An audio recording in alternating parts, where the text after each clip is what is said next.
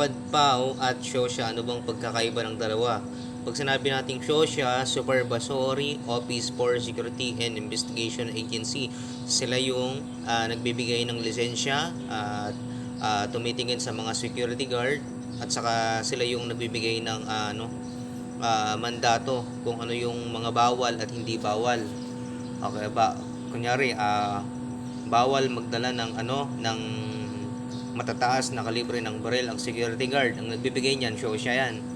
Ang pwede lang kasing gamitin ng security guard, 9mm, ganyan, caliber 22, caliber 38, at saka shotgun. Bawal silang gumamit ng 45, caliber 45, M16, yun yung mga bawal. Yun binibigay ng mandato ng PNP Shosha.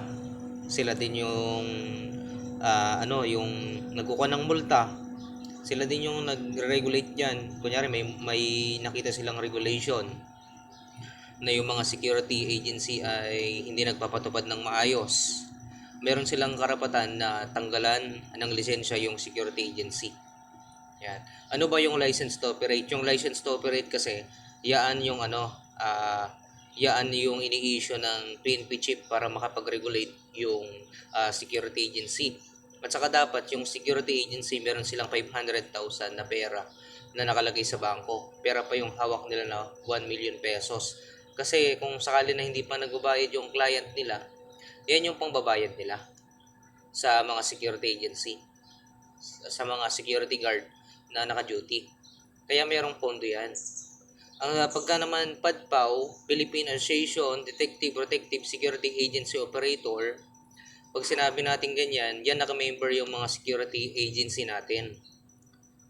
Yan naka-member yung mga security agency. Pag sinabi naman natin LESP, License to Exercise Security Profession, ibig sabihin yan yung lisensya na hawak-hawak mo.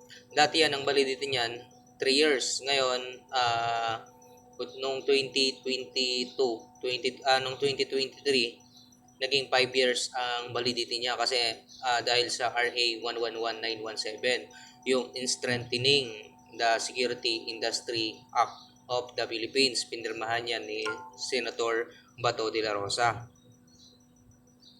Kaya yan ngayon yung saka yung saka pag sinabi nating temporary to license ng mga security agency, ang nagbibigay niyan yung chief ng CSG, Civil Security Group.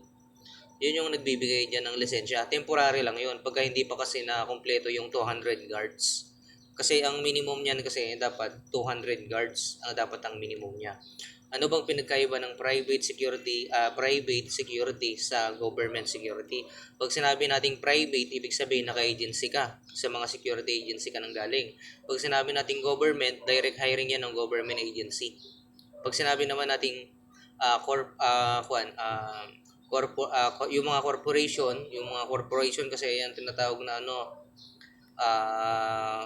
corporation. Pag sa mga corporation, naglalabas din yan pero ang tawag diyan sa iyo is private. Private din siya Yan, nakalimutan ko kung anong tawag doon. Private, teka lang. Wait lang. Tama, company security. Company security 'yun, mga corporation. Example, Coca-Cola Corporation, maglalabas sila ng hiring. Ibig sabihin, nakakampany ka. Ang kagandahan kasi sa company, mataas yung sahod mo, maraming benefits, at saka kagandahan dyan, mas familiar ka sa trabaho mo. Kasi hindi naman na nare-reshuffle ang guard dyan. Permanent ka na dyan. Permanent position yan, security guard. Kaso nga lang, pangit dyan, pag may nawala, siyempre cargo mo yon, babayaran mo yon.